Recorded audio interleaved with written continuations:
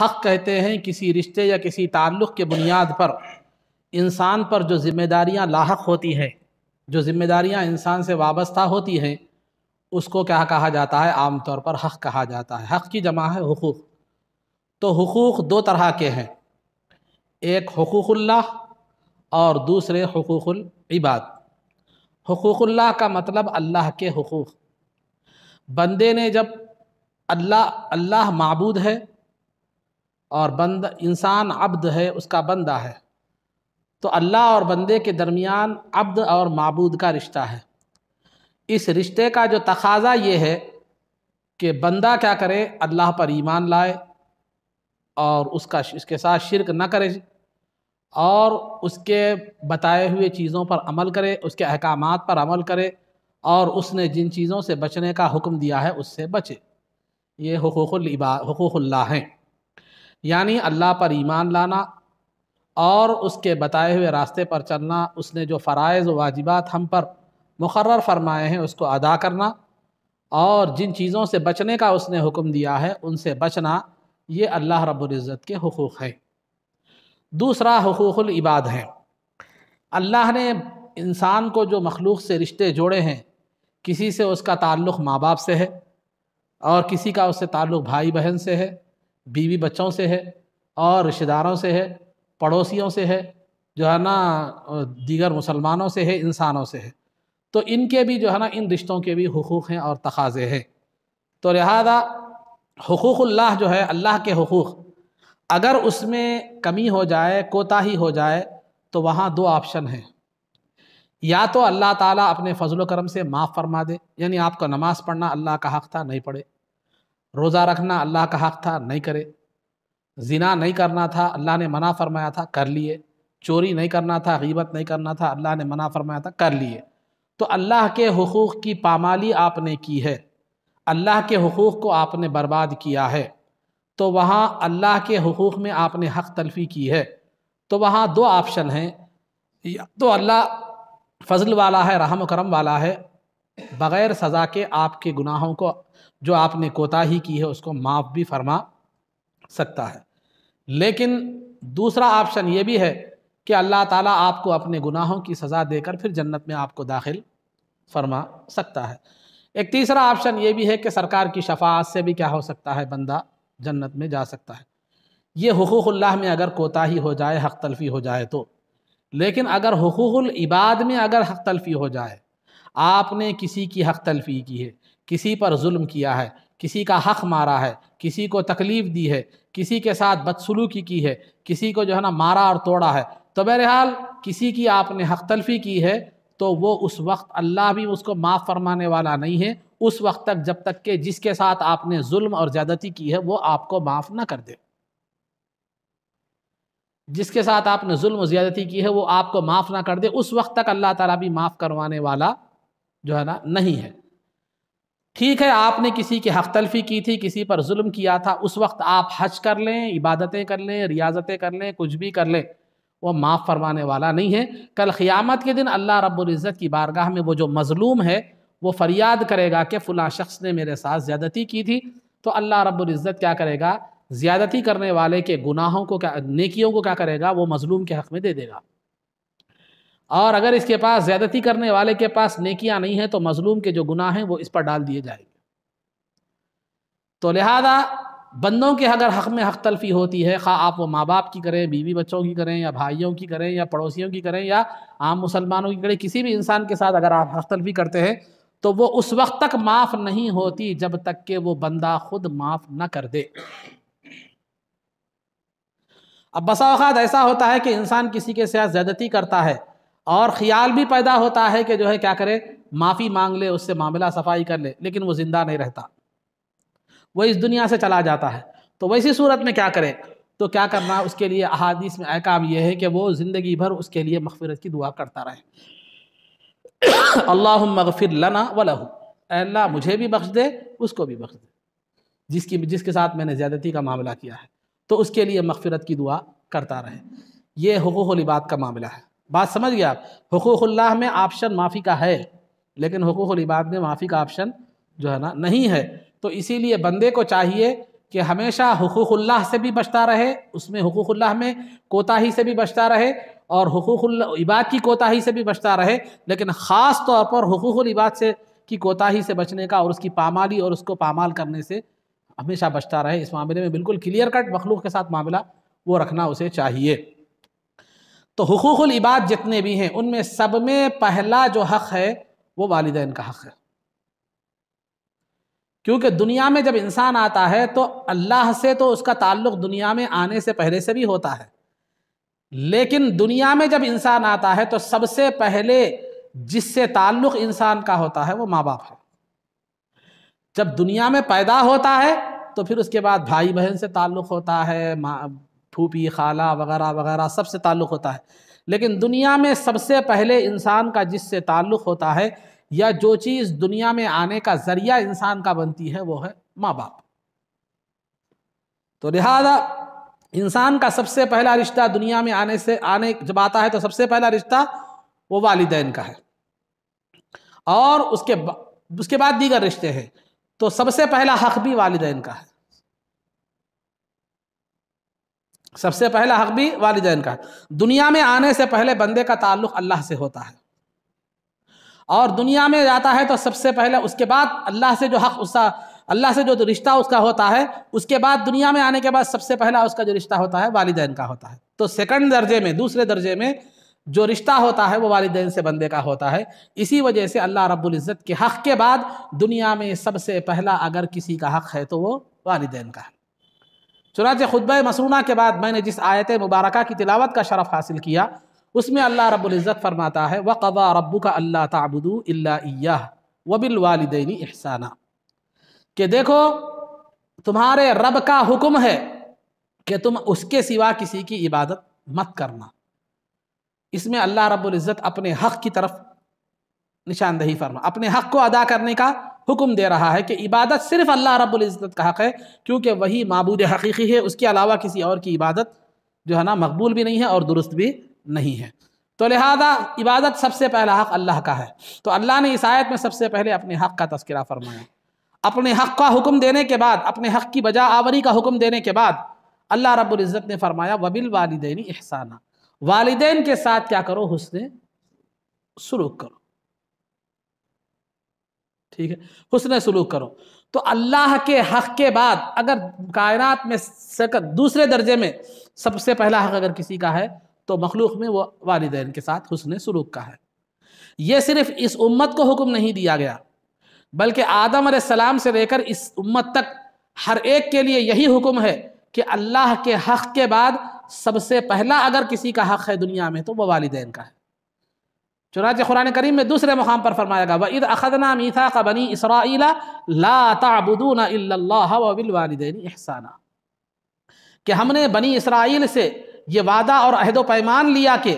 تم اللہ کے سوا کسی کی عبادت نہیں کرو گے، اس کے بعد دوسرا پیمان ہم نے وعدہ یہ لیا کہ والدین کے ساتھ حسن سلوک کرو گے۔ چنانچہ علماء اکرام یہاں تک بھی فرماتے ہیں کہ موسیٰ علیہ السلام کی شریعت میں، عیسیٰ علیہ السلام کی شریعت میں والدین کی نافرمانی کی سزا سزائے موت بھی تھی۔ عیسیٰ علیہ السلام جب جھولے میں تھے، جب انہوں نے عیسیٰ علیہ السلام سے لوگوں نے پوچھا تو آپ نے کیا جواب دیا؟ جھولے میں جو کلمات عیسیٰ علیہ السلام نے ادا کیے وہ تھے انی عبد اللہ، میں اللہ کا بندہ ہوں، آتانی الکتاب، اللہ نے مجھے کتاب عطا کی ہے، وجعلنی نبیا، اور مجھے نبی بنایا ہے، وجعلنی مبارکن اینما کنت، میں جہاں کہیں بھی رہوں مجھے بابرکت بنایا ہے، واوصانی بالصلاۃ والزکاۃ ما دمت حیا وبرا بوالدتی، اور اللہ نے مجھے نماز اور زکوٰۃ کا حکم دیا ہے اور والدین کی فرما برداری کا حکم دیا ہے۔ تو نماز اور زکوٰۃ جو اللہ کا حق ہے، اس کے بعد جو دوسرا حق جو ہے وہ والدین کے ساتھ حسن سلوک ہے۔ تو خلاصہ گفتگو یہ ہے کہ ساری امتوں میں، تمام امتوں میں اللہ کے حق کے بعد مخلوق میں اگر سب سے پہلا کسی کا حق ہے تو وہ والدین کا حق ہے۔ اور والدین کے تعلق سے یہ نہیں کہا گیا کہ والدین متقی ہوں، پرہیزگار ہوں، جوان ہوں، بوڑھے ہوں یا کیسے بھی ہوں، کہ متقی ہوں تو خدمت کرو، متقی نہیں ہے، پرہیزگار نہیں ہے تو خدمت مت کرو، یا والدین عالم رہے تو خدمت کرو، جاہل رہے تو مت کرو، یا کچھ بھی ایسے کوئی قید نہیں ہے، صحت مند رہے تو خدمت مت کرو، بیمار ہوئے تو خدمت کرو، نہیں، بلکہ مطلق کہا گیا کہ والدین کیسے بھی ہوں، کسی بھی درجے میں ہوں، وہ اولاد کو اس کے ساتھ حسن سلوک کرنا چاہیے۔ بلکہ یہاں تک بھی کہا گیا ہے کہ والدین اگر کافر و مشرک ہوں، اولاد مسلمان ہو، والدین کافر و مشرک ہو، اس وقت بھی اولاد کو والدین کی خدمت کرنا چاہیے۔ اگر وہ والدین اولاد کو کفر و شرک کا حکم دیتے ہیں تو پھر وہ بجا لانے کی ضرورت نہیں ہے، لیکن جہاں تک دنیا کے معاملے میں ان کے ساتھ خدمت کا معاملہ ہے، حسن سلوک کا معاملہ ہے، قرآن کہتا ہے وَصَاحِبْهُمَا فِي الدُّنْيَا مَعْرُوفًا کہ والدین اگر مشرک بھی ہوں، اگر وہ شرک کا حکم دیتے ہو تو شرک مت کرو، لیکن جو ہے نا دنیا کے معاملے میں ان کے ساتھ حسن سلوک برابر جاری رکھو۔ اور والدین مسلمان بھی ہیں، لیکن اگر خلاف شریعت کسی بات کا حکم دیتے ہیں تو شریعت کے خلاف عمل کرنے کی ضرورت نہیں ہے، لیکن دنیا کے معاملے میں ان کے ساتھ حسن سلوک کرنا چاہیے، اور ان کی بات کا آپ نہیں مان رہے ہیں تو بھی شریعت کے خلاف تو اگر حکم دے رہے تو بات نہیں ماننا ہے، لیکن اس صورت میں بھی ان کو انکار بھی کرنا ہے تو ایک اچھے انداز میں حسن سلوک کے ساتھ یہ کرنا ہے۔ تو یہ والدین کا معاملہ ہے، یہ ہر حالت میں ہر اس میں یہ والدین کا معاملہ ہے۔ اب اس کے بعد خاص طور پر زندگی میں والدین کی ایک سچویشن ایسی آتی ہے جب اس وقت ان کی اور زیادہ ان پر توجہ دینے اور ان کے ساتھ حسن سلوک کرنے کا وقت آتا ہے۔ اس کو قرآن نے یوں بیان فرمایا اما یبلغن عندک الکبر احدہما او کلاہما فلا تقل لہما اف ولا تنہرہما وقل لہما قولا کریما، کہ اگر والدین جب تک جوان ہوں تو وہ تمہیں ان کی اتنی خدمت کی ضرورت پیش نہیں آتی، بلکہ وہ خود تمہارے سہارا بن جاتے ہیں، وہ خود تمہارے مددگار بن جاتے ہیں، وہ خود تمہارے جو ہے نا تو تمہارے لیے جو ہے نا معاون اور مددگار بن جاتے ہیں۔ دیکھیے کئی ایسے والدین آپ کو نظر آئیں گے جب تک ان کے ہاتھ اور پیر میں طاقت تھی وہ صحت مند تھے، اولاد کے پکانے کی ذمہ داری بھی ان کی تھی، بلکہ بعض اوقات والدین اولاد کے کپڑے بھی دھویا کرتے تھے اور ان کے دیگر کاموں میں ان کے جو ہے نا مددگار ہوتے تھے۔ تو والدین جب تک جو ہے نا جو صحت مند ہیں اور طاقتور ہیں اس وقت تک وہ تمہاری خدمت کی اتنی ضرورت انہیں نہیں پڑتی، لیکن جب وہ بوڑھے ہو جاتے ہیں اما یبلغن عندک الکبر او احدہما فلا تقل لہما اف، جب وہ والدین بوڑھے ہو جاتے ہیں، خود سے کام کرنے کی صلاحیت نہیں رکھتے، ہاتھ اور پیر میں قوت نہیں رہتی، اعضاء کمزور ہو جاتے ہیں، دل کمزور ہو جاتا ہے، دماغ کمزور ہو جاتا ہے، وہ خود سے کام کرنے کی صلاحیت نہیں رکھتے، تو ویسے وقت میں نیک بخت اور فرمانبردار اولاد کا امتحان ہوتا ہے کہ وہ احساس مند اولاد والدین کی خدمت کرتی ہے یا نہیں کرتی۔ کیونکہ ضعیفی اور بڑھاپا جب آتا ہے تو ضعیفی اور بڑھاپے میں جو ہے نا ان کے اندر تھوڑا سا غصہ آ جاتا ہے، چڑچڑاپن آ جاتا ہے اور سوچنے سمجھنے کی صلاحیت کم ہو جاتی ہے، ایک ہی بات کو بار بار کہتے رہتے ہیں یا ایک ہی بات کا بار بار حکم دیتے ہیں یا ہر بات پر کچھ ٹوکنے بھی لگتے ہیں، یا بہرحال مختلف چیزیں جب آپ اس عمر کو پہنچیں گے تو آپ کو بھی وہ آنے والی ہیں، تو لہذا یہ کیفیتیں پیدا ہو جاتی ہے۔ تو اس وقت اولاد کا فرما بردار اولاد کی ذمہ داری یہ ہے کہ اس وقت صبر سے کام لے، اور اس وقت اولاد کا والدین کے ساتھ سلوک کیا ہونا چاہیے؟ قرآن کہتا ہے وَلَا تَقُلْ لَهُمَا اُفٍّ، ان کو اف بھی مت کہو، وَلَا تَنْهَرْهُمَا، اور نہ ان کو جھڑکو، اف بھی مت کہو، جھڑکو بھی مت۔ ایک تو جھڑکنا علل اعلان منہ پر سخت کلامی کرنا ہے، سخت کلامی تو دور کی بات، ایسا رویہ بھی معمولی اختیار مت کرو جس سے ان کے دل کو تکلیف ہوتی ہے، کیونکہ بڑھاپے کا وقت بڑا آزمائش کا وقت ہوتا ہے، انسان کمزور ہو جاتا ہے، بیماریاں اس کو گھیر لیتی ہیں اور اس کی قوت ختم ہو جاتی ہے، وہ مختلف طرح کی تکلیفوں میں ہوتا ہے، پھر آگے زندگی کے اختتام کا غم اسے الگ ہوتا ہے، پھر قبر کی منزل کا غم خوف اسے الگ ہوتا ہے، پھر ایسے وہ دل بھی کمزور ہو جاتا ہے۔ ایسے نازک وقت میں اس کو معمولی سے معمولی چیز بھی کیا ہوتی ہے؟ تکلیف کا باعث بنتی ہے، اس کے دل کو تکلیف کا باعث بنتی ہے۔ ویسے وقت میں فرما بردار اولاد کا کام یہ ہے کہ وہ اس وقت والدین کے ساتھ حسن سلوک کرے، ان کو نہ جھڑکے نہ ان کو اف کہے، بلکہ کیا کہے؟ وَقُلْ لَهُمَا قَوْلًا كَرِيمًا، ان کے ساتھ ادب سے گفتگو کرے، ان کے ساتھ ادب سے گفتگو کرے۔ وَاخْفِضْ لَهُمَا جَنَاحَ الذُّلِّ مِنَ الرَّحْمَةِ، اور ان کے سامنے باادب ہو جائے، اپنے آپ کو جھکا دے، اپنے آپ کو ایک غلام کی طرح پیش کرے، اور پھر یہ تمام حسن سلوک کے ساتھ ساتھ ان کے لیے دعا بھی کرے، رب ارحمہما کما ربیانی صغیرا، کہ اے اللہ ان پر رحم فرما جیسے انہوں نے بچپن میں مجھ پر رحم فرمایا تھا۔ پھر آگے اللہ تعالیٰ فرما رہا ہے کہ اولاد والدین کی خدمت کر رہی ہے تو والدین کے پاس جائیداد بہت ہے، بابا کا وظیفہ آتا یا جو ہے نا پینشن کا وہ آتا، دولت کی وجہ سے کر رہی، جائیداد کی وجہ سے کر رہی، یا ماں باپ کی محبت کی وجہ سے کر رہی، کس وجہ سے کر رہی ہے؟ وہ بتانے کے لیے اللہ فرما ربکم اعلم بما فی نفوسکم، تمہارے دلوں میں خدمت کے وقت جو نیت ہے، جو ارادہ ہے، وہ اللہ جانتا ہے۔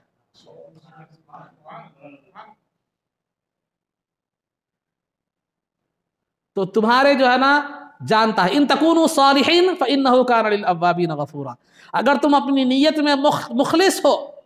والدین کی خدمت اخلاص کے ساتھ کرتے ہو، کوئی دنیا، کوئی اغراض دنیا، کوئی فائدہ مقصود نہ ہو، بلکہ یہ میرے والدین ہیں وہ خدمت کرتے ہو، تو پھر اخلاص کے ساتھ خدمت کرتے ہو، تو اللہ تعالیٰ کی مغفرت تم پر نچھاور ہوں گے، اللہ تعالیٰ اپنی مغفرت تم پر نازل فرماتا ہے اور تمہیں بخش دیتا ہے۔ تو والدین کی خدمت کی بہنا کرنا ہے تو بھی وہ کسی دولت کی لالچ میں یا وراثت کی لالچ میں یا کسی اور چیز کی لالچ میں نہیں ہونا چاہیے، بلکہ خدمت اخلاص اور محبت کے ساتھ ہونی چاہیے۔ اب والدین کی خدمت عام طور پر بڑھاپے میں جب والدین کی خدمت کرنا تو یہ تو اہم وقت آپ کے امتحان کا اور آپ کی خدمت کا اہم وقت وہ ہوتا ہے جب والدین کمزور پڑ جائے۔ ویسے وقت میں آپ کی ظاہر سی بات ہے، فطرت انسانی کی طور پر وہ بار بار کسی بات کا حکم دے یا بار بار کسی بات پر چھڑ جائے یا بار بار کوئی کچھ جو ہے نا آپ کو یہ کرے، تو ویسے وقت میں آپ کے لیے جو ہے نا سہارا، جو مددگار جو چیز ثابت ہوگی وہ تصور ہوگا جو بچپن میں آپ تھے۔ جب بھی والدین آپ کو بار بار کسی کام کرنے کا حکم دے، جس سے بار بار رات میں اٹھا کر پانی مانگے یا کچھ بھی مانگے یا کچھ بھی جو ہے نا آپ سے خدمت کا مطالبہ کرے، تو اپنے بچپن کو یاد کیجئے کہ ایک وقت ایسا بھی تھا کہ میں بھی اٹھ نہیں سکتا تھا، میں بھی بول نہیں سکتا تھا، مجھے بھوک لگتی تو میں اس کو زبان سے بول نہیں سکتا تھا، اٹھ کر پانی نہیں لے سکتا تھا، اپنی ضروریات کی تکمیل نہیں کر سکتا تھا، لیکن یہی وہ ماں باپ ہیں جو میری خاطر رات بھر جاگتے تھے، میری راحت کی خاطر اپنی راحت کو قربان کرتے تھے، اور اگر میں گندگی کرتا تو اس کو بلا کراہت کے اسے صاف کر دیا کرتے تھے، اور اگر میں روتا تو دودھ پلایا کرتے تھے، اگر میں ذرا سا بے چین ہو جاتا تو وہ بے قرار ہو جاتے تھے۔ وہ ماں جو رات بھر میری راحت کے لیے جاگتی تھی، وہ باپ جو رات بھر میری راحت کے لیے جاگتا تھا، پھر صبح میں مجھے پالنے کے لیے نوکری کو جایا کرتا تھا، اور وہ ماں 2 سال تک دودھ پلانے تک پرہیز میری خاطر کیا کرتی تھی کہ اگر وہ کوئی دوسری ایسی ویسی چیز کھا لے تو دودھ پی کر میں بیمار نہ ہو جاؤں، اسی لیے ماں اپنے پر خود تو بیمار نہیں تھی لیکن میری خاطر پرہیز کیا کرتی تھی۔ یہ احساسات اگر ہمارے دل میں ہوں اس وقت آخری عمر میں، تو یہ احساس ہمارے لیے ماں باپ کی خدمت میں مددگار ثابت ہوگا۔ ایک وقت ہم بھی ایسے تھے، لیکن ان ماں باپ نے بلا کراہیت کے، بغیر اف کیے کہ خوشی سے ہر چیز کو ہمارے لیے قربان کر دیا، تو آج ہمارا وقت وہ ہے، تو ہماری آزمائش کا وقت یہ ہے، ہم اس احساس کے ساتھ والدین کی خدمت کرنا چاہیے۔ ایک واقعہ بتاتا چلوں کہ ایک ماں ہے، ایک ماں تھی، ماں نے کہا، بیٹا ماں کے پاس بیٹھا ہوا تھا، ماں ضعیف ہو گئی، بوڑھی ہو گئی، تو بیٹا ماں کے پاس بیٹھا ہوا تھا، تو جو ہے ماں نے کیا کیا، بار بار جو ہے بیٹے سے کہا، بیٹا مجھے کوئی قسم کی آواز آ رہی ہے۔ یہ واقعے کی طرف آپ مت جائیے، حقیقت اس کی جو ہے وہ اس کو آپ پیش نظر رکھیے۔ تو واقعہ کیا ہے، ماں نے کہا، بیٹا مجھے آواز آ رہی ہے، کہ آواز کسی قسم کی آواز، تو بیٹے نے کہا نہیں جو ہے نا حقیقت میں کوئی آواز نہیں آ رہی تھی۔ ماں نے کہا، بیٹے کا امتحان لینا مقصود تھا یا ضعیفی کی وجہ سے کچھ ایسا سنائی دے رہا تھا، تو ماں نے کہا، بیٹا کچھ آواز آ رہی ہے، مجھے کچھ آواز سنائی دے رہی ہے، تو بیٹے نے کہا، نہیں اماں جان کوئی آواز نہیں آ رہی۔ ماں نے پھر کہا، بیٹا دوبارہ پھر آواز آ رہی ہے، بیٹے نے کہا، نہیں کچھ نہیں آ رہی ہے۔ تیسری مرتبہ ماں نے کہا کہ بیٹا پھر مجھے کوئی آواز سنائی دے رہی ہے، نہیں یہ آپ کا وہم ہے، آپ کا خیال ہے، آپ جو ہے نا یہ کیجیے۔ چوتھی مرتبہ ماں نے پھر کہا کہ بیٹا آواز آ رہی ہے، تو بیٹے نے کہا کہ جو ہے نا یا تو آپ کے کان خراب ہو گئے یا تو آپ کا دماغ خراب ہو گیا، چڑ کر بیٹے نے کہا۔ کہتے ہی ماں نے کہا، بیٹا بچپن میں ایک وقت ایسا بھی تھا کہ تو نے مجھے 70 مرتبہ ایک ہی چیز کے تعلق سے سوال کیا تھا، لیکن ہر مرتبہ میں بوسہ لیتے جاتی تھی، خوشی سے جواب دیتی جاتی تھی۔ آج میں نے 7 مرتبہ بھی تیرے ساتھ سوال نہیں کیا تو بیزار ہو گیا؟ میں نے 7 مرتبہ بھی نہیں پوچھا ایک چیز کے تعلق سے تو بیزار ہو گیا؟ میں نے 70 مرتبہ، ایسے کئی مرتبہ تو بچپن میں ہر چیز ایک ہی چیز کے متعلق کئی مرتبہ سوال کرتا تھا، لیکن میں خندہ پیشانی کے ساتھ مسکراتے ہوئے ہر مرتبہ پورے پیار اور محبت بوسہ لے کر تجھے جواب دیا کرتی تھی۔ کیا وہ وقت ختم ہو گیا؟ کیا تجھے وہ وقت یاد نہیں ہے؟ تو یہ احساس ہمارے اندر پیدا کرنے کی ضرورت ہے۔ والدین کا وجود انسان کے لیے بہت بڑی نعمت ہے، یاد رکھیے۔ والدین کی فرما برداری دنیا و آخرت میں سعادت مندی کی دلیل ہے۔ والدین کی فرما برداری سے زندگی میں خیر و برکت آتی ہے اور دنیا بھی بنتی ہے، آخرت بھی بنتی ہے۔ والدین کی خدمت سے کراہت محسوس مت کیجئے، بلکہ یہ سوچئے کہ ایک وقت ایسا بھی تھا جو میں اس سچویشن میں تھا تو میری والدین نے بغیر کسی کراہت کے میری خدمت کی تھی۔ حضرت کہمش رحمۃ اللہ علیہ جو ہے نا ایک بزرگ تھے، وہ اپنی والدہ بیمار ہو گئی تھی، تو جب وہ گندگی کرتی مطلب ضرورت سے فارغ ہوتی تو ان کی گندگی جو تھی وہ اپنے ہاتھ سے صاف کیا کرتے تھے۔ تو ان کے دوست وغیرہ تھے سلیمان بن علی، انہوں نے کیا کیا، ایک پیسے کی تھیلی دے کر بھیجی کہمش رحمۃ اللہ علیہ کے پاس، جائیے جا کر یہ تھیلی آپ رکھ لیجئے، والدہ کی خدمت اور ان کی گندگی کی صفائی کے لیے کیا کیجئے، خادمہ کو مقرر کر لیجئے تاکہ وہ آپ کی والدہ کی گندگی صاف کرے، آپ کیوں ہاتھ سے صاف کر رہے ہیں؟ تو بڑا پیارا جواب کہمش رحمۃ اللہ نے دیا، میری والدہ جس وقت میں بچپن میں گندگی کرتا تھا، ضرورت سے فارغ ہوتا تھا، تو اس کی صفائی کے لیے میری والدہ نے خادمہ نہیں رکھی تھی، وہ خود اپنے ہاتھ سے کرتی تھی، تو آج بھی میں اس کے لیے اب کوئی خادمہ نہیں رکھوں گا، میں اپنے ہاتھ سے اس کی صفائی کروں گا۔ تو والدین، حضرت بایزید بستامی رحمۃ اللہ تعالی علیہ فرماتے ہیں، میں نے عبادات و ریاضات اور جو نوافل، جو جد و جہد، جو مجاہدات میں نے کیے، ان سے اس مقام تک نہیں پہنچا جو والدین کی خدمت سے میں نے اور دعاؤں سے پہنچا ہے۔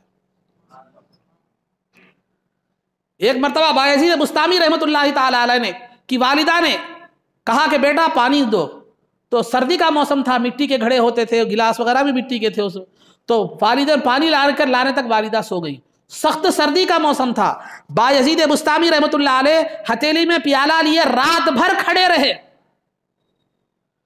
مگر والدہ کو جگانا بھی پسند نہیں کیا اور پھر خود جا کر سونا بھی پسند نہیں کیا۔ صبح اٹھی تو والدہ نے کہا کہ بیٹا چاہتا تو مجھے جگا دیتا یا پیالہ جو ہے نا بازو میں رکھ کر سو جاتا، تو نے ایسا کیوں کیا؟ تو کہا میں آپ کو جگانا بھی مناسب نہیں سمجھا اور آپ سے بے رغبت ہو کر آرام سے بے توجہی کے ساتھ سونا بھی گوارا نہیں کیا۔ ایک دوسری مرتبہ جو ہے نا ایک واقعہ ہے، والدہ نے کہا کہ مجھے بیٹا گھر کا ایک دروازہ کھول دو، تو حضرت بایزید بستامی رحمۃ اللہ علیہ دروازے کے پاس گئے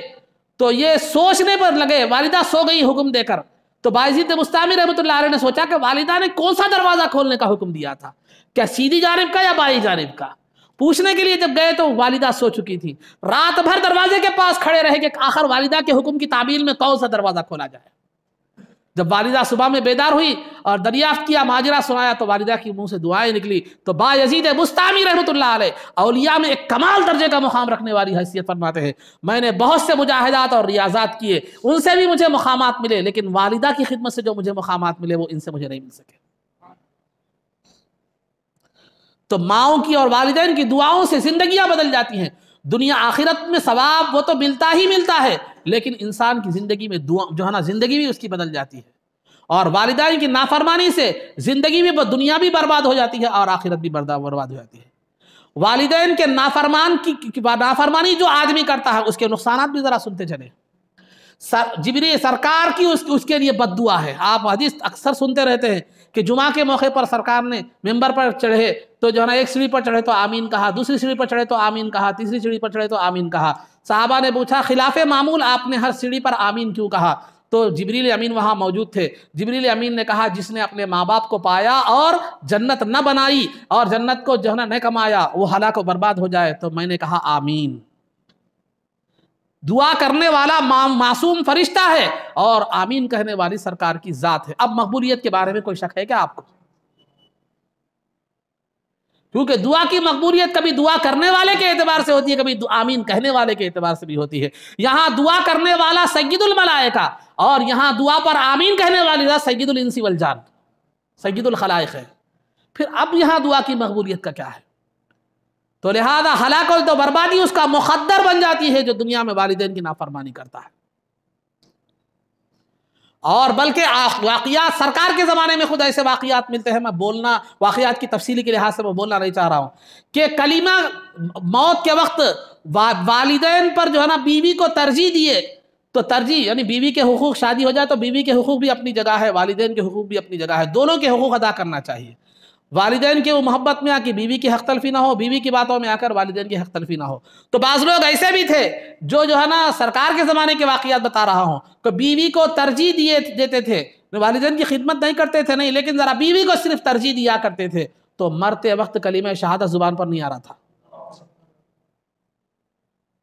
کیا ثابت ہوتا ہے اس سے؟ کہ والدین کے ساتھ اگر کوئی نافرمانی کرتا ہے تو زندگی میں بھی جو ہے نا مرتے وقت بھی اس کو جو کلمہ شہادت اس کی جو ہے نا زبان پر نکلنا دشوار ہو جاتا ہے، اور پھر اس کی اولاد بھی اللہ دنیا میں ہی اس کو عذاب دے دیتا ہے کہ اس کی اولاد خود نافرمان نکلتی ہے۔ جو تکلیفیں اس نے اپنے والدین کو دی تھی زبانی یا عملی، پھر وہ اولاد اس کا اس کی اولاد اس تکلیفوں کو کیا کرتی ہے؟ دہراتی ہے، وہ زمانہ پھر لوٹ کر آ جاتا ہے۔ تو عزیزان محترم، والدین کی جو ہے نا نافرمانی یہ انسان کو دنیا میں بھی ہلاک و برباد کر دیتی ہے اور آخرت میں بھی ہلاک و برباد کرتی ہے، اور ان کی خدمت دنیا میں بھی جو ہے نا راحت کا سبب بنتی ہے، بلکہ والدین کی خدمت مصیبتوں کو بھی دور کر دیتی ہے زندگی سے۔ بخاری شریف کی روایت ہے کہ 3 لوگ جا رہے تھے، 3 لوگ سفر کے لیے جا رہے تھے، جنگل میں پہنچے۔ اس زمانے میں گھوڑے اوڑے ایسی چیزاں تھے، تو جو ہے نا سفر میں جا رہے تھے، جنگل میں پہنچے، ایک غار میں بارش ہونا شروع ہو گئی۔ بارش شروع ہوتے ہی جو ہے نا کیا ہو گیا، وہ لوگ بارش سے بچنے کے لیے ایک غار میں چلے گئے۔ غار میں جانے کے بعد ہوا یہ کہ ایک بڑی چٹان ڈھلتی ہوئی آ کر کیا ہو گئی، غار کے منہ پر بیٹھ گئی، اور غار کا منہ بالکل بند ہو گیا۔ اب اس زمانے میں کوئی ایسا مواصلاتی نظام تو نہیں تھا کہ سیل فون کر کے بلائے، یا جو ہے نا کسی کو ایمرجنسی کسی سروس کو آپ مدد لے، ویسا کچھ بھی نہیں تھا۔ اور وہ چٹان بھی اتنی وزنی تھی کہ اس کو ہٹانا بھی تینوں کے بس کی بات نہیں تھی، اور وہاں جنگل ایسا تھا کہ وہاں کسی کی مدد کو پکار بھی نہیں سکتے تھے۔ تو جب ظاہری اسباب ختم ہو گئے تو اب ایک ہی سبب جو ہر وقت باقی رہتا ہے وہ اللہ کی ذات ہے۔ تمام دنیا کے اسباب ختم ہو سکتے ہیں لیکن وہ سبب کبھی بھی ختم نہیں ہو سکتا۔ یاد رکھو زندگی میں اسباب کو اختیار کرو، بھروسہ مت کرو، بھروسہ مسبب پر کرو، کیونکہ یہ اسباب ختم ہو سکتے ہیں، یہ ذرائع ختم ہو سکتے ہیں، یہ جو تمام وسیلے ختم ہو سکتے ہیں، لیکن خدا کی ذات اور اس کا وسیلہ کبھی ختم نہیں ہو سکتا۔ آپ جتنا یقین رکھیں گے، آپ کے یقین کا درجہ اگر کامل ہو جائے تو اللہ آپ کو اسباب سے بھی بے نیاز کر دے گا۔ ادھر ارادہ ہو جائے گا، ادھر کامیابی آپ کے مقدر بن جائے گی۔ وہ مقام مقربین کا ہے، ایک الگ بات ہے وہ۔ لیکن عزیزان محترم، تمام ظاہری اسباب ختم ہو گئے تھے، اب زندگی کے کوئی آثار نمودار نظر نہیں آ رہے تھے، صرف موت ہی ایک نظر آ رہی تھی، کیونکہ غار ہی ان کی خبر بننے والی تھی۔ ویسے وقت میں تینوں کے ذہنوں میں ایک بات آئی، یہ ذہن میں یہ بات ڈالنا بھی اللہ رب العزت کا کرم ہے۔ تینوں کے ذہن میں تو یہ توفیق بھی ملتی ہے تو اس کی طرف سے ملتی ہے۔ تو لہذا عزیزان محترم، تینوں نے کہا کہ دیکھو، تم نے زندگی میں خالص اللہ کے رضا کے لیے جو کام کیے ہیں، خالص اللہ کے رضا کے لیے، اس کی خوشنودی کے لیے اگر کوئی دنیا زندگی میں کوئی کام کیے ہیں تو ان کام کا وسیلہ دے کر، ان کاموں کا وسیلہ دے کر اللہ رب العزت سے دعا مانگو، شاید یہ مصیبت ہٹ جائے، ہماری زندگی کے آثار پیدا ہو جائے۔ چنانچہ ایک شخص نے کہا، پروردگار عالم، میں ایک چرواہا ہوں اور میں بکریاں چرانے کے لیے جنگل میں جایا کرتا تھا۔ جب جنگل میں گیا دور، جب بھی جنگل کو جاتا، روزانہ کا میرا معمول تھا کہ میں جب بکریاں چرا کر شام میں آتا، یہ بخاری کی روایت ہے کہ بکریاں چرا کر شام میں آتا تھا تو دودھ نتھارتا تھا بکریوں کا، سب سے پہلے والدین کو دودھ پلاتا تھا، اس کے بعد بیوی بچوں کو دودھ پلاتا تھا۔ ایک مرتبہ کا واقعہ ایسا ہوا کہ وَنَآ بِي الشَّجَرُ، کہ مجھ سے درخت دور ہو گئے، یعنی مطلب یہ ہے کہ مجھے چارہ قریب میں نہیں ملا بکریوں کو، میں چراتے چراتے بڑی دور نکل گیا تو واپس آنے میں مجھے دیر ہو گئی، رات ہو گئی۔ آنے تک والدین کیا کیے، جب میں دودھ نتھارا، معمول کے مطابق دودھ کا برتن لے کر والدین کے پاس گیا تو والدین سو چکے تھے۔ تو میرا معمول تھا کہ پہلے والدین کو دودھ پلاتا تھا، اس کے بعد بیوی بچوں کو پلاتا تھا۔ تو میں والدین کے سرہانے وہ دودھ کا پیالہ لے کر کھڑا رہا، والدین کی نیند میں خلل ڈالنا بھی پسند نہیں کیا اور ان سے پہلے بیوی بچوں کو پلانا بھی پسند نہیں کیا۔ اسی طرح رات گزر گئی اور بس بیوی بچے جو ہے نا بھوک سے تڑپتے رہے، لیکن میں نے ان کو نہیں پلایا۔ اگر میرا یہ عمل، میں نے یہ کام صرف تیری رضا اور والدین کی محبت کے لیے کیا تھا، اگر میرا یہ عمل مقبول ہے تو اس مصیبت کو دور کر دے۔ تو قدرت کا کرنا یہ ہوا کہ چٹان تھوڑی سی ہٹ گئی، پھر دوسرے نے کہا ہے نا، دیکھ میری ایک جو ہے نا رشتے کی ایک بہن تھی، میں اس سے بدکاری اور گناہ کا ارادہ کرنا چاہتا تھا، میں اس سے زنا کا ارادہ کرنا چاہتا تھا، اور میں زنا کی طلب میں اس کے پیچھے پڑ گیا اور اس سے بار بار زنا کا مطالبہ کرنے لگا۔ تو جو ہے نا اس نے جو ہے نا جب زنا کا موقع میسر آ گیا،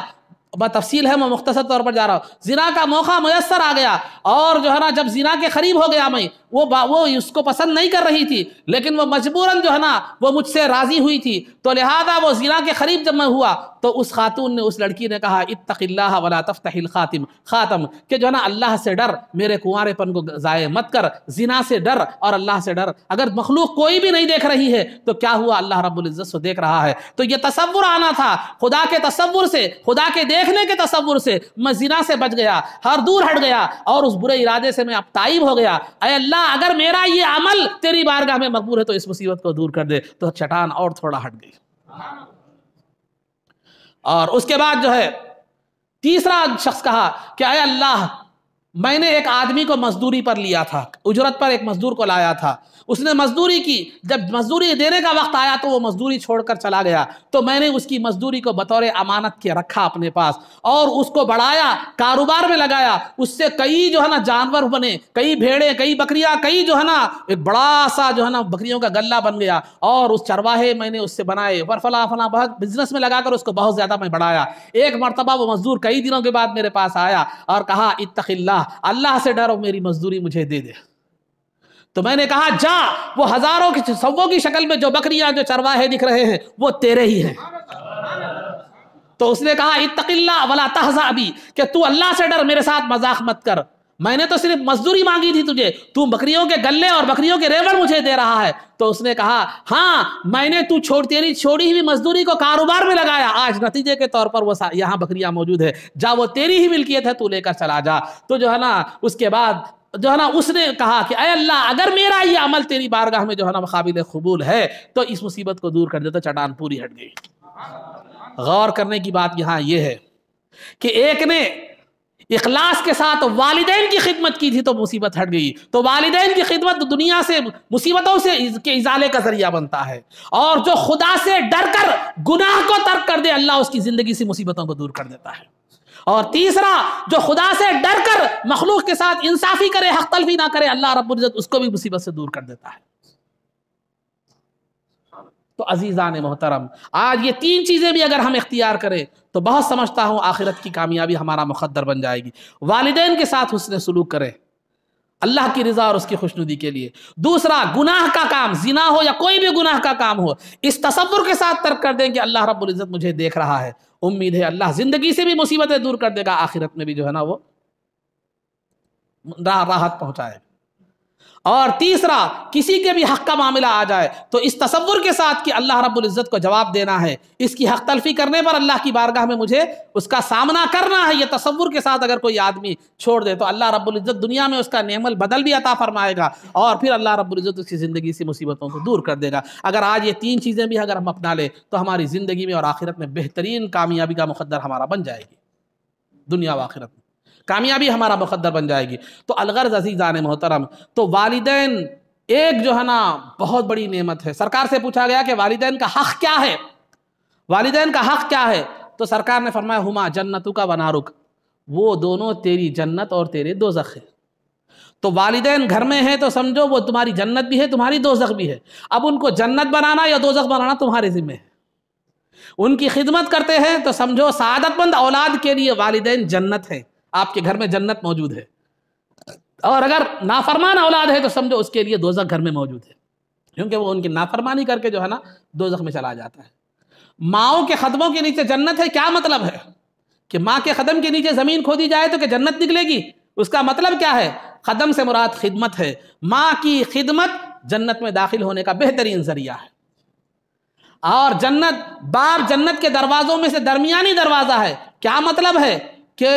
جو ہے کوئی بھی چیز، کوئی کامپلیکس ہو یا کوئی عمارت ہو یا کوئی بلڈنگ ہو، اس کے سب انٹرنس بھی ہوتے ہیں، مین انٹرنس بھی ہوتا ہے. تو عام طور پر جو آدمی جو جاتے ہیں داخل ہوتے ہیں مین انٹرنس سے داخل ہوتے ہیں. تو داخلے کا اہم ذریعہ کیا ہوتا ہے؟ وہ مین انٹرنس ہوتا ہے. تو باب جنت کے دروازوں میں سے درمیانی دروازہ ہے کا مطلب یہ ہے کہ جنت میں داخل ہونے کا بہترین سب سے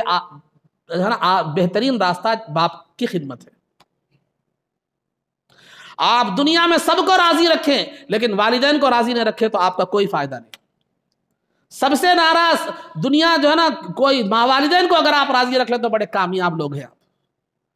تو لہذا عزیزان محترم، والدین بہت بڑی نعمت ہے۔ ہم جوانی کے جوش میں یا بیوی کی محبت میں، یہاں تک بھی آیا ہے کہ بیوی کی محبت میں اگر کوئی اولاد کی نافرمانی کرتا ہے تو سرکار نے فرمایا اس پر اللہ کی، فرشتوں کی اور تمام لوگوں کی لعنت ہوتی ہے، وہ لعنتی زندگی گزارتا ہے۔ بیوی کو ترجیح دے کر ماں باپ کی نافرمانی کرتا ہے، تو آپ کو ماں باپ کی بھی خدمت کرنا ہے، بیوی کی بھی جو ہے نا حقوق بھی ادا کرنا ہے، دونوں کو بھی لے کر چلنا ہے۔ یہی انسان کی ایک کامیاب انسان کا امتحان ہے زندگی میں۔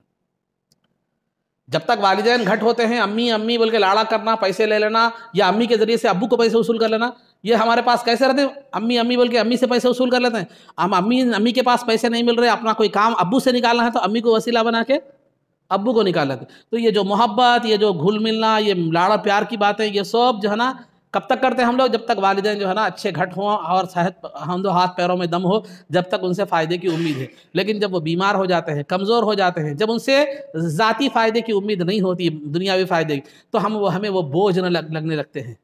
ہمیں وہ جو ہے نا ان کی خدمت ہمیں بوجھ لگنے لگتی ہے، اور ہمیں ان کی خدمت سے چڑ آنے لگتی ہے۔ یاد رکھو، جب تک وہ صحت مند تھے وہ تمہارا دنیاوی فائدے کا بھی مرکز تھے، اخروی فائدے کا بھی مرکز تھے، لیکن جب وہ بیمار ہو گئے تو وہ تمہاری دنیاوی سرخروئی کا بھی مرکز ہے اور آخرت کی سرخروئی کا بھی مرکز ہے۔ یہ تصور ہمیں ذہن میں رکھنے کی ضرورت ہے۔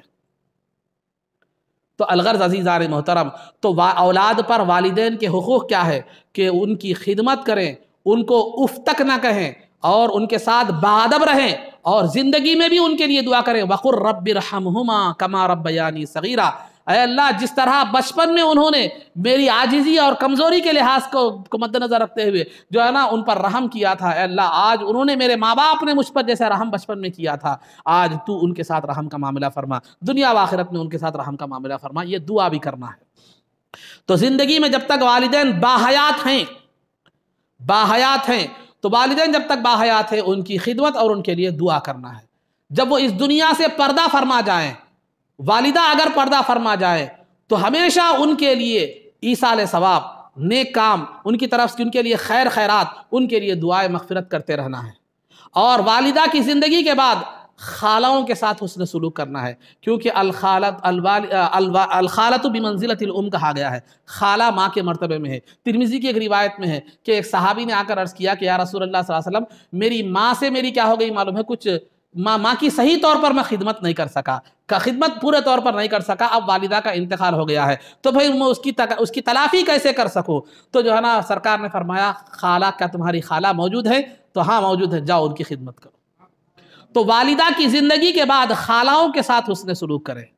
ایک تو ان کے لیے دعائے مغفرت کریں، ایصال ثواب کریں، قرآن پڑھ کر بخشیں، فلاں برحال جو بھی نیک کام ہو سکتے ہیں، آپ مالی اعتبار سے ہو، زبانی اعتبار سے ہو، جس حیثیت سے بھی جو ہے نا نیک کام کر سکتے ہیں وہ کریں، اور کر کے جو ہے نا ان کے لیے ایصال ثواب کریں۔ اور ایک بہترین میں نیک کام بتا رہا ہوں، بعد میں بتاؤں گا انشاءاللہ، تو یہ دونوں کا ذکر کرنے کے بعد بتاؤں گا، تو یہ کریں۔ اور والدہ کی جو سہیلیاں تھیں وہ سہیلیوں کے ساتھ بھی تم حسن سلوک کرو،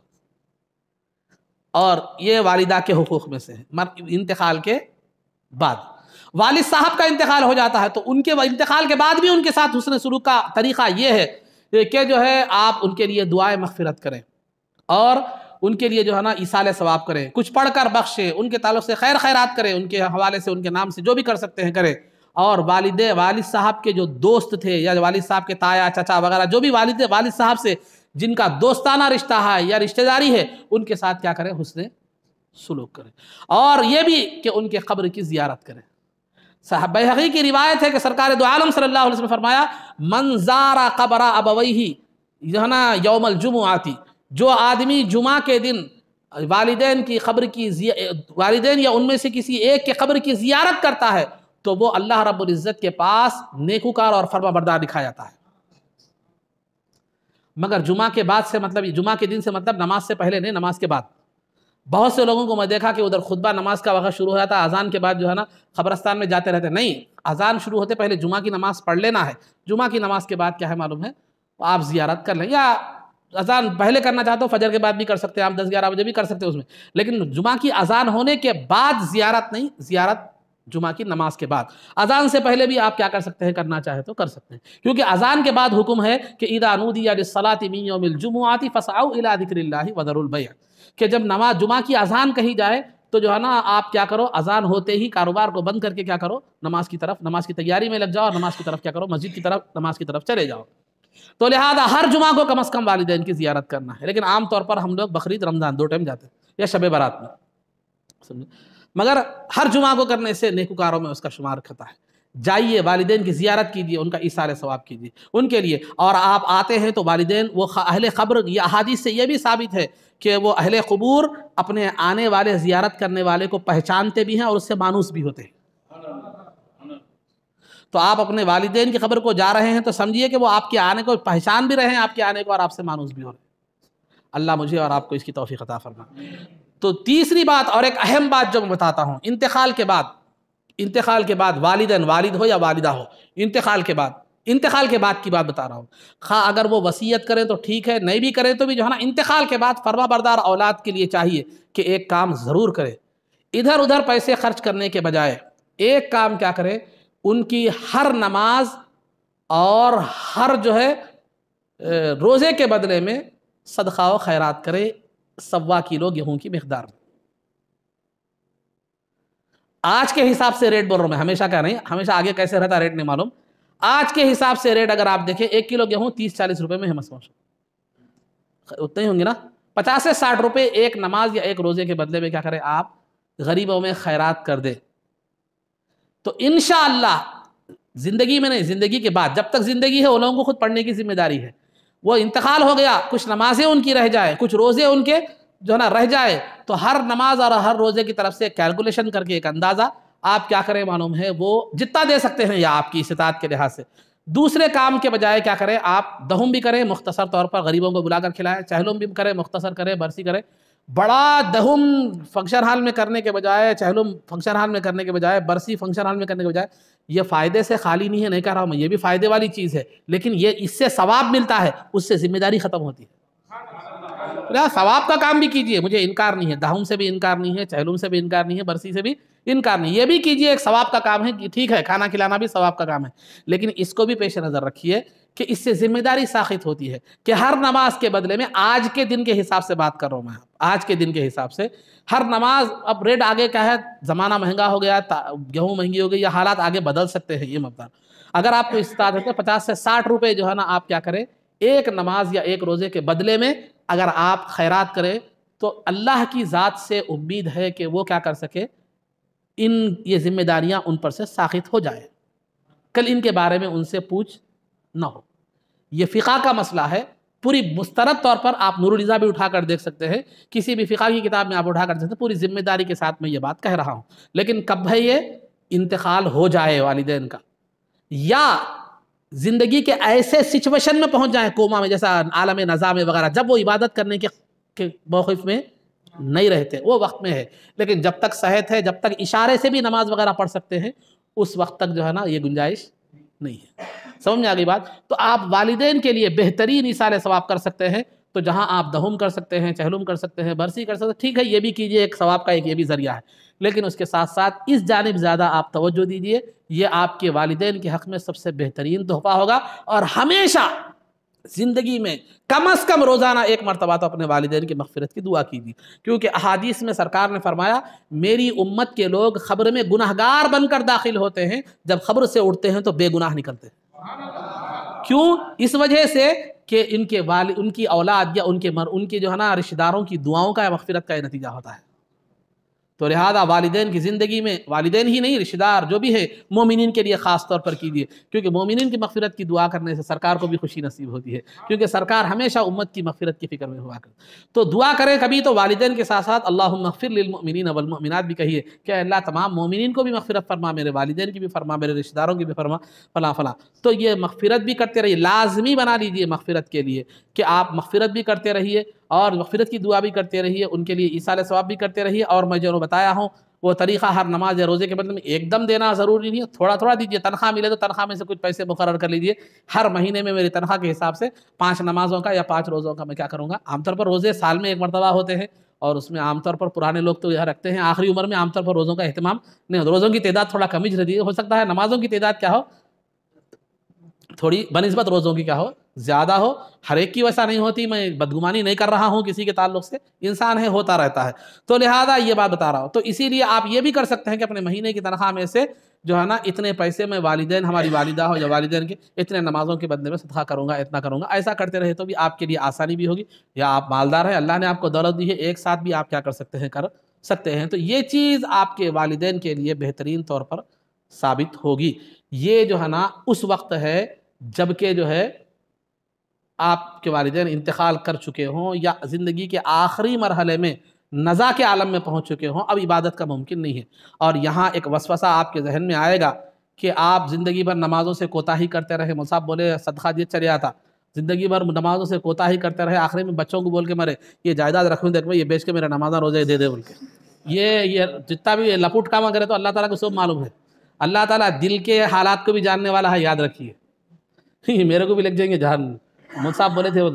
سمجھے، میرے کو یہ اس وقت نہیں ہے۔ اگر نہیں ہو سکا تو ہے، جان بوجھ کر کرنے کے لیے نہیں ہے۔ اگر کسی کی زندگی میں لاپرواہی ہو گئی، غفلت ہو گئی، ایسا پھر آخری میں زندگی میں ان نمازوں کو پڑھنے کا خضا کا موقع نہیں مل سکا تو ویسے لیے آپ جان بوجھ کر چھوڑ کے، جان بوجھ کر نمازیں چھوڑ رہے، جان بوجھ کے روزے چھوڑ رہے۔ آپ بہت مالدار ہوں، جو ہے میرے بیٹوں کو بول دیا یہ بلڈنگ رکھ دے کہ کرائے کی، میرے بعد بیچ کے، یہ زمین میرا پلاٹ بیچ کے کیا کر دے، میری نمازوں روزوں کا جو ہے نا بخشش کا انتظام کر دے۔ یہ ایسا نہیں، یہ اللہ تعالیٰ آپ کی نیت کو کیا کرنے والا ہے، جو ہے جاننے والا ہے۔ یہ ویسے لوگوں کا ویسا کرنا نہیں ہے، بلکہ ایسا ہے کہ زندگی میں غفلت ہو گئی تھی، نمازوں سے روزوں سے غفلت ہو گئی تھی، اب وقت آ گیا، اب اس کے قضا کرنے کا موقع بھی نہیں رہا، تو اس کے لیے ہے۔ یہ مسئلے کو اچھی طرح ذہن میں رکھ لیں، ورنہ اگر آپ تھوڑا سا غلط سمجھیں یا جان بوجھ کر غلطی کریں تو آپ کے لیے بھی وبال ہے، میرے لیے بھی تھوڑا مسئلہ پیدا ہو سکتا ہے۔ لیکن خیر، میں تو آپ نے مسئلہ میں نے پورے وضاحت سے بتا دی، اگر آپ اس میں کوئی گڑبڑ کرتے ہیں تو آپ ذمہ دار ہیں۔ تو بہرحال یہ چیز بہترین سلوک آپ کے والدین کے ساتھ بھی یہ آپ کا ہو سکتا ہے۔ تو یہ والدین کے حقوق کیا ہیں، زندگی میں کیا ہیں، زندگی کے بعد کیا ہیں، یہ میں نے آپ کے سامنے کیا کی ہے، رکھ دیے ہیں۔ اللہ رب العزت سے دعا ہے کہ پروردگارہ جو کچھ بھی کہا گیا اس پر عمل کی توفیق رفیق عطا فرما، عزت و عافیت کی زندگی دے، اور ایمان پر ہمارا خاتمہ فرما، قبر میں دیدار مصطفیٰ سے بہرور فرما، نبی پاک صلی اللہ علیہ وسلم کے قدموں میں ہمارا حشر فرما، آپ کی شفاعت عظمیٰ سے ہم کو بہرور فرما، آپ کے دست مبارک سے جام کوثر پینا نصیب فرما، جنت میں آپ کی غلامی معیت اور رفاقت نصیب فرما۔ صلی اللہ تعالی وسلم علی خیر خلقہ سیدنا محمد و آلہ و صحبہ اجمعین برحمتک یا ارحم الراحمین، والحمد للہ رب العالمین۔